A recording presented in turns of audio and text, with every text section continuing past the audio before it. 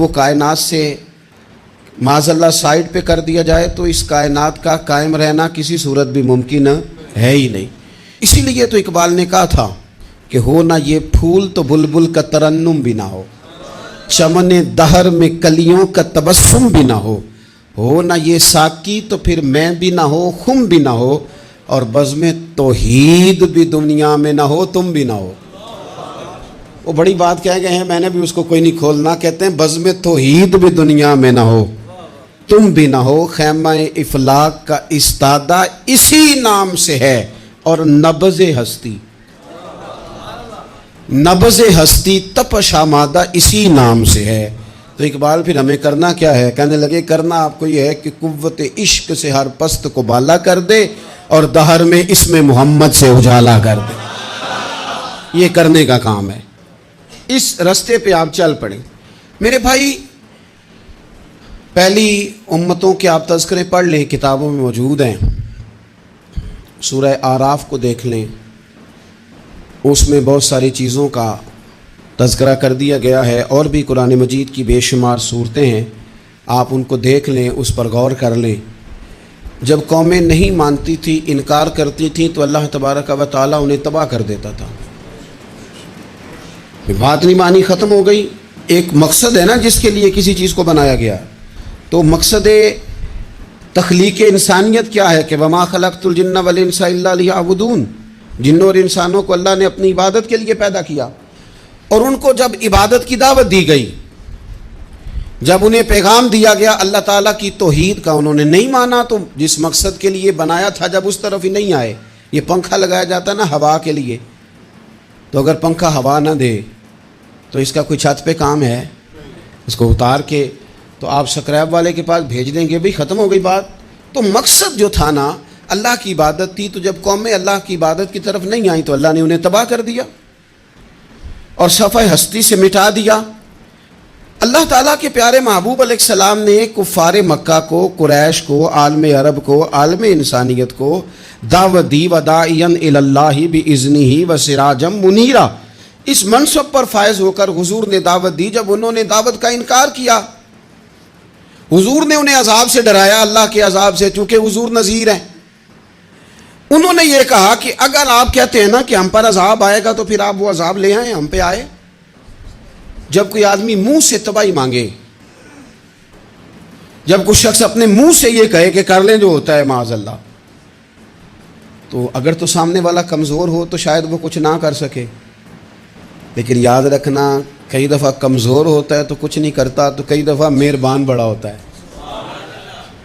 رحمان اور رحیم کئی دفعہ کرم نوازی کرتا ہے۔ جب انہوں نے کہا نا کہ لائیں وہ عذاب ہے محبوب جس کا آپ وعدہ کرتے ہیں، تو اللہ نے کیا فرمایا؟ فرمایا وما کان اللہ لیعذبہم وانت فیہم۔ محبوب رب کی یہ شان ہی نہیں کہ انہیں عذاب دے، کیوں؟ اس لیے کہ آپ ان کے درمیان موجود ہیں۔ اے محبوب علیہ السلام، اللہ کی یہ شان نہیں کہ انہیں عذاب دے اس حال میں کہ آپ ان کے درمیان موجود ہیں۔ آپ میری بات کو سمجھیں گے، غور کریں گے کہ کافروں کے درمیان اگر حضور موجود ہوں تو عذاب نہیں آتا، تو قیامت میں جب حضور مومنوں کے بیچ موجود ہوں گے، میں جو کہہ لینے دو نا کہ اساں جہاں گناہیاں دا جدوں اعمال نامہ پھرول ہوئے، پھر ذرے ذرے نے سامنے آ جانا ہے، جو جو منہ تھی بولیا بول ہوئے، اساں بھی کول حضور دے بیٹھ رہنا ہے، لکھ عمل ترکڑی تول ہوئے، او دے کولوں بھی رب نے حساب لینا ہے جیڑا بیٹھا ہی محمد دے کول ہو صلی اللہ تعالی علیہ وسلم، او دے کولوں بھی رب نے حساب لینا ہے جیڑا بیٹھا ہی محمد دے کول ہوئے، جس کو کہتے ہیں قیامت حشر، جس کا نام ہے، جس کو کہتے ہیں قیامت حشر، جس کا نام ہے۔ تیرے دیوانوں کے لیے وہ دن تو جشن عام ہے، زیارت ہوگی نا حضور کی، تیرے دیوانوں کے لیے وہ دن تو جشن۔ اور ایک شاعر نے اور بات کھول دی، کہنے لگا ہر نظر کانپ اٹھے گی محشر کے دن، خوف سے ہر کلیجہ دہل جائے گا۔ اچھا جی، پھر کیا ہوگا؟ ہر نظر کانپ اٹھے گی محشر کے دن، آنکھیں پھڑ پھڑائیں گی، کانپیں گی اور کلیجے پھٹیں گے۔ منظر ہی ایسا ہوگا، انسان اپنے پسینے میں ڈبکیاں کھا رہا ہے، حساب کا وقت آ گیا ہے، اور سورج سوا نیزے پہ ہے، زمین دہک رہی ہے، تو کہنے لگے ہر نظر کانپ اٹھے گی محشر کے دن، خوف سے ہر کلیجہ دہل جائے گا، پھر اوڑھ کر کالی کملی وہ آ جائیں گے، پھر اوڑھ کر کالی کملی وہ آ جائیں گے، پھر اوڑھ کر کالی کملی وہ آ جائیں گے، ہر نظر کانپ اٹھے گی محشر کے دن، خوف سے ہر کلیجہ دہل جائے گا، پھر اوڑھ کر کالی کملی وہ آ جائیں گے، سارے محشر کا نقشہ بدل جائے گا۔ میرے عزیز، حضور کے بغیر گزارا، نبی کریم کے بغیر کوئی چارہ، ہمارا کوئی سہارا ہی نہیں حضور کے بغیر، ہم کدھر جائیں سوائے محبوب کے۔ اس لیے نا صحابہ اس بات پر مطلع ہو گئے تھے، وہ نا بڑی بڑی دھیمی دھیمی باتیں پوچھتے رہتے تھے، اطلاع مل گئی تھی نا کہ اصل کرنا کیا ہے، تو جو رازدار لوگ ہوتے ہیں نا وہ پھر دھیمے دھیمے راز کی باتیں کرتے ہیں۔ حضرت انس بن مالک حضور کے خادم تھے، اماں نے دے دیا تھا حضور کی بارگاہ میں، کہتے ہیں میں 10 سال مدینے میں حضور کی نوکری کرتا رہا، تو قریب سے دیکھا تھا نا سارا کچھ، بہت ساری احادیث ان سے مروی ہیں، بڑی چیزوں کو دیکھا تھا، تو ہم سیاڑے ہو گئے، باتیں سمجھ گئے، قریب رہنے والے لوگ تو قربان پچھانن والے ہیں، تو گل جان گئے گل کھول دے نہیں، تو قریب پہنچ گئے تھے نا، تو سمجھ آ گئی تھی بات کی۔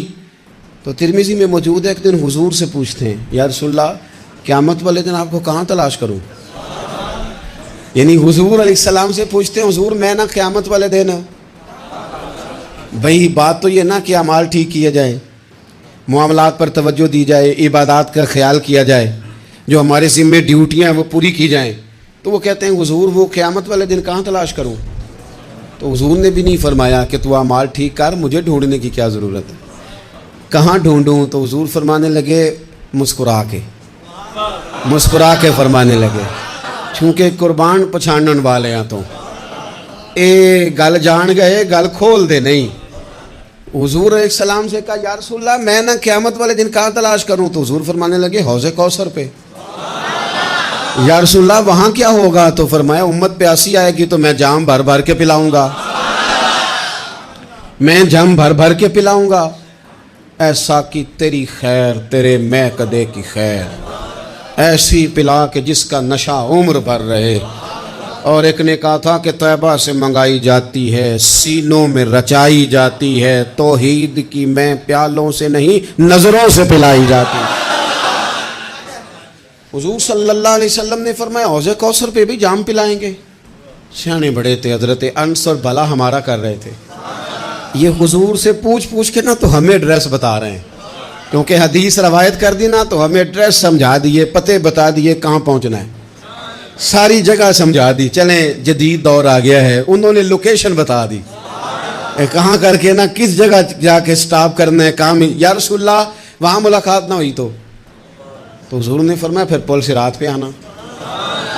یا رسول اللہ وہاں کیا ہوگا، فرمایا امت گزر رہی ہوگی اور میں دعائیں مانگ رہا ہوں گا، رب سلم امتی رب سلم امتی، یا اللہ میری امت کو سلامتی سے گزار دے، تو وہاں آ جانا، میں دعائیں وہاں مل جاؤں گا، قربان جائیں۔ فاضل بریلوی بول پڑے، کہنے لگے خدا کی رضا چاہتے ہیں دو عالم، خدا چاہتا ہے رضائے محمد، اجابت کا جوڑا عنایت کا سہرا، دلہن بن کے نکلی دعائے محمد، اجابت نے جھک کر گلے سے لگایا بڑی ناز سے جب دعائے محمد، رضا اب پل سے وجد کرتے گزریے کہ ہے رب سلم دعائے محمد صلی اللہ علیہ وسلم۔ تو عرض کی یا رسول اللہ وہاں ملاقات نہ ہوئی تو میں نے کہا وہ ہمیں لوکیشن سمجھا رہے تھے، انہیں تو پتا تھا پہلے ہی، ایک قربان پچھانن والے ہیں، تو ایک گل جان گئے گل کھول دے نہیں، تو وہاں نہ ملاقات ہوئی تو حضور نے فرمایا پھر میزان عمل پہ آنا۔ یا رسول اللہ وہاں کیا ہوگا، فرمایا امت کے عمل تول رہے ہوں گے اور میں ان کے لیے دعائیں کر رہا ہوں گا۔ میں نہیں جا سکا کبھی بچوں کے ساتھ پیپر دلوانے، استاد کو اجازت نہیں دیتے، کہتے ایک ایگزامینر اور آئے گا کوئی، جس نے پڑھایا ہو اسے اجازت نہیں کہ تو جا۔ ابا جی کو اجازت نہیں ہوتی کہ وہ ایگزامینیشن ہال میں جائے، وہاں تو کوئی اور لوگ آتے ہیں۔ یہ بھی عجیب سبق ہے نا کائنات کا کہ سارے تعلیم و تربیت کے اسباق بھی حضور پڑھائیں، رنگ بھی سارا حضور ہی بتائیں، اور قبر کے سوالات بھی سارے ہمیں حضور بتا دیں، اور جب پیپر ہونے لگے تو سراہنے بھی کھڑے ہو جائیں، تو پھر کہہ لینا ایک دفعہ پھر کہ وہ دے کولوں کی رب نے حساب لینا، جیڑا بیٹھا ہی محمد دے کولوں، دے کولوں کی رب نے حساب لینا۔ میرے عزیز، ہمارا گزارا نہیں حضور کے بغیر۔ لوگ اصل میں نا ہمارا مسئلہ نہیں سمجھتے، ہمارا مسئلہ کچھ اور ہے۔ لوگ ہمیں نا بلا وجہ پریشان کرتے ہیں، کبھی جھنڈے سے، کبھی ڈنڈے سے، کبھی جھنڈی سے، کبھی کسی شے سے، کبھی کسی شے سے، کبھی کہتے ہیں وہ نعت اونچی پڑھ لی، کبھی کہتے ہیں سلام اونچا پڑھ لیا، کبھی کہتے ہیں وہ جھنڈیاں لگا دیں۔ میں نے کہا آپ کی بات بھی ٹھیک ہے، پر ہمارا مسئلہ تو سمجھو نا، ہمارا گزارا نہیں نا بھائی۔ جو کسے دا عاشق ہوئے وہ گالوں سے 100 مکر بہانے کر کے۔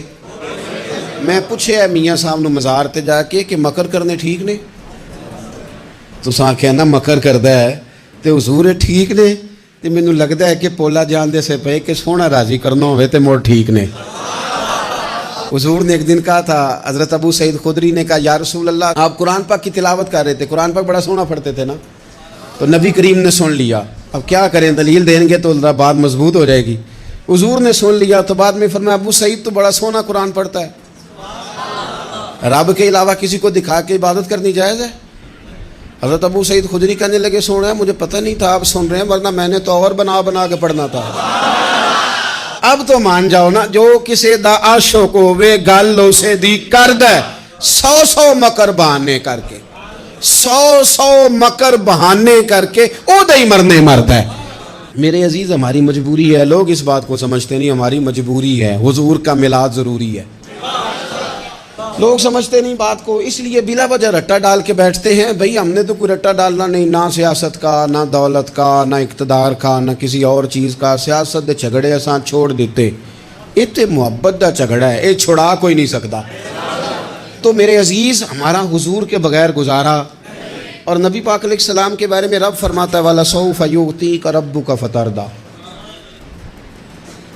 محبوب میں آپ کو اتنا دوں گا کہ آپ اپنے رب سے راضی ہو جائیں گے۔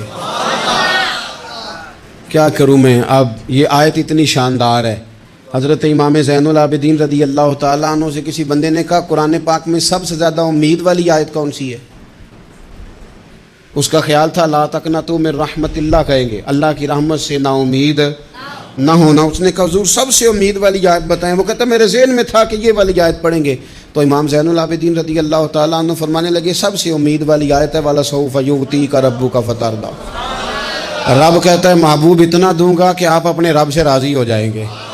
آیت نازل ہو گئی تو حضور پتہ کیا فرماتے ہیں صحابہ سے؟ فرماتے ہیں رب کہتا ہے حبیب تجھے راضی کرنا ہے، اور جب تک میرے سارے غلام جنت میں گئے نا، میں نے اللہ سے راضی ہونا ہی نہیں، میں نہیں راضی ہوتا اللہ سے۔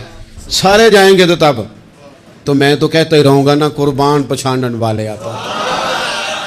او گل جان گئے پر گل کھول دے، او گل کھول دے نہیں، پتہ چل گیا بات کا۔ حضور کے بغیر گزارا، حضور کے بغیر کوئی چارہ ہی نہیں۔ اور خود حضور کیا فرماتے ہیں؟ یہ سنن ابن ماجہ ہے، میرے رسول پاک صلی اللہ تعالیٰ علیہ وسلم ارشاد فرماتے ہیں، حدیث کے راوی حضرت ابو موسیٰ اشعری رضی اللہ تعالیٰ عنہ، حضور فرماتے ہیں کہ اللہ نے مجھے اختیار دیا۔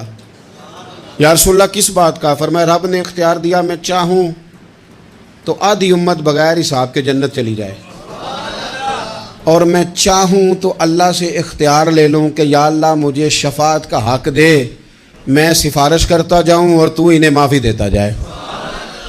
یہ مجھے اختیار دیا اللہ تعالیٰ نے۔ تو حضور کیا فرماتے ہیں؟ فرماتے ہیں وہ آدھی امت والا سودا نہیں میں نے قبول کیا، میں نے نہ شفاعت لی ہے، کیونکہ یہ عام تر ہے اور یہ کفایت کرنے والی ہے، یہ عام بھی ہے اور کفایت کرنے والی بھی ہے۔ اور حضور نے یہ لفظ کہے، یہ سنن ابن ماجہ کتاب الزہد دیکھیے گا، اس میں روایت مل جائے گی۔ حضور فرماتے ہیں یاد رکھو تمہارا کیا خیال ہے کہ میری یہ شفاعت پرہیزگاروں کے لیے؟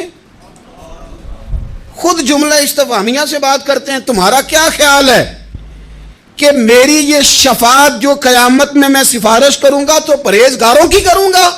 حضور فرماتے ہیں نہیں، میں قیامت میں گناہگاروں کی سفارش کروں گا، میں گناہگاروں کی سفارش کروں گا، گناہگاروں کے لیے عرض کروں گا اللہ کی بارگاہ میں۔ کچھ دن پہلے میں کہیں پڑھ رہا تھا، کسی کا مضمون اس نے تشبیہ کس طرح کی دی ہے مجھے پتہ نہیں، لیکن لکھ دی بات، کہنے لگے ایک وکیل ہوتا ہے ایک شفیع ہوتا ہے، ایک وکیل ہوتا ہے ایک، حضور وکیل نہیں ہمارے، حضور ہمارے شفیع ہیں، شفاعت کرنے والے ہیں۔ وکیل یہ کہتا ہے جج صاحب سے کہ یہ جس کا میں وکیل ہوں نا، اس نے نا غلطی کوئی نہیں کی، اسے معاف کر دیں۔ وکیل یوں بحث کرتا ہے، کہتا ہے اس نے کیا ہی نہیں، جرم معاف کریں۔ اور جو شفیع ہوتا ہے نا وہ کہتا ہے مالک اس نے سارے کیے، تو میرے آنے کی لاج رکھ اور اسے معاف کر دے۔ یہ وکیل اور شفیع کا یہ فرق ہوتا ہے کہ شفیع کہتا ہے سونیا سارے کیے ہیں، بڑے بڑے پاپ کیے ہیں، پر میں جو آ گیا ہوں تو مہربانی کرنا معافی دے دے۔ میرے عزیز حضور کے بغیر کہیں بھی گزارا نہیں ہے۔ ہم نے نا جب یہ بات سمجھ لی، اور پتہ ہے نبی کریم صلی اللہ علیہ وسلم نے آگے بڑھ کے خود بھی کئی مقامات پر اس بات کو کھول کر مختلف انداز میں بیان کیا۔ حضرت عبداللہ ابن عباس رضی اللہ تعالیٰ عنہ کی روایت آپ دیکھ لیں، یہ آپ کو مستدرک میں ملے گی۔ حضور صلی اللہ علیہ وسلم فرماتے ہیں قیامت کے دن اللہ تعالیٰ انبیاء کے لیے نور کے ممبر بچھائے گا، ہر نبی ممبر پہ بیٹھ جائے گا، ہر پیغمبر علیہ السلام اپنے ممبر پہ جلوہ فروز ہو جائیں گے، ہر پیغمبر۔ لیکن حضور فرماتے ہیں میرا ممبر خالی ہوگا۔ یا رسول اللہ صلی اللہ تعالیٰ علیہ وسلم آپ کا ممبر کیوں خالی ہوگا؟ حضور فرماتے ہیں میں ممبر چھوڑ کے رب کی بارگاہ میں کھڑا ہو جاؤں گا، اور اس ڈر سے کھڑا ہو جاؤں گا کہیں ایسا نہ ہو کہ میں جنت میں چلا جاؤں اور میری امت رہ جائے۔ میں اپنی امت کی سفارش کروں گا، رب میری امت کی سفارش قبول کرے گا۔ فرماتے ہیں میں اتنی سفارش کروں گا، اتنی سفارش کروں گا کہ جہنم کا دروغہ مجھ سے کہے گا کہ محبوب کمال ہو گئی، آپ نے تو اپنا کوئی غلام دوزخ میں رہنے نہیں دیا، سارے آپ نے نکال دیے۔ کسی شاعر نے بڑی خوب بات کی تھی، اس نے کہا تھا کہ یاد رکھو قیامت کا جو دن ہے نا، یہ قیامت کا دن دراصل ہمارا وقت ہوگا خاص، جب ہم نبی پاک صلی اللہ علیہ وسلم کی بارگاہ میں جائیں گے تو ہمیں سمجھ آ جائے گی کہ دنیا میں ہم نے کئی دوستیاں لگائی تھیں پر جھوٹی لگا بیٹھے۔ ایک دوستی سچی ہے جو مدینے والے کی ہے، وہ کہتے ہیں محمد بوٹیا جھوٹا ہی جاگ سارا، اے سچیاں مدینے والے دیاں یاریاں، سچیاں مدینے والے دیاں۔ تو نبی پاک صلی اللہ علیہ وسلم کے بغیر نہ دنیا میں گزارا ہے، نہ قبر میں گزارا ہے، نہ آخرت میں گزارا ہے۔ اب ایک سبق ہے، وہ سبق بھی آپ نے ضرور یاد کرنا ہے۔ جس شخصیت کے بغیر ہمارا گزارا نہیں، نہ قبر میں، نہ حشر میں، نہ پل صراط پہ، نہ میزان عمل میں، نہ حوض کوثر پہ، تو ہمارا ان کے بغیر دنیا داری میں گزارا کیسے ہو جاتا ہے؟ ہمارا تجارت بھی حضور سے سیکھیں، گھرداری بھی حضور سے سیکھیں، شادی بیاہ کے طریقے بھی حضور سے سیکھیں۔ جب گزارا نہیں حضور کے بغیر تو پھر زندگی کے سارے سلیقے حضور سے سیکھیں، پھر ادھر ادھر جانے کی ضرورت ہے۔ حضور کی سیرت کو پڑھیں، سوانے کو پڑھیں، حیات مبارکہ کا مطالعہ کریں۔ یہ جو ہم میلاد کا جلوس لے کے نکلتے ہیں نا، جب ہم نے نا بہت ساری چیزوں کو سطحی سا سمجھ لیتے ہیں معاذ اللہ بعض اوقات۔ یہ جب ہم میدان میں نکلتے ہیں نا میلاد کے جلوس میں، حضور کے نام کا نعرہ لگاتے ہیں، تو ہم نا للکارتے ہیں اس نظام کو جو نظام حضور سے پہلے تھا۔ امیر غریب کی تقسیم تھی، ذات برادری کی تقسیم تھی، چھوٹے بڑے کی تقسیم تھی، گورے کالے کی تقسیم تھی۔ ہم جب میدان میں نکل کے نعرہ لگاتے ہیں تو ہم اس نظام کو للکارتے ہیں، ہم کہتے ہیں وہ نظام نہیں چلے گا، اب حضور کا میلاد ہو گیا ہے۔ اب نظام وہ ہے کہ جس پلیٹ میں ابو بکر صدیق کھانا کھائیں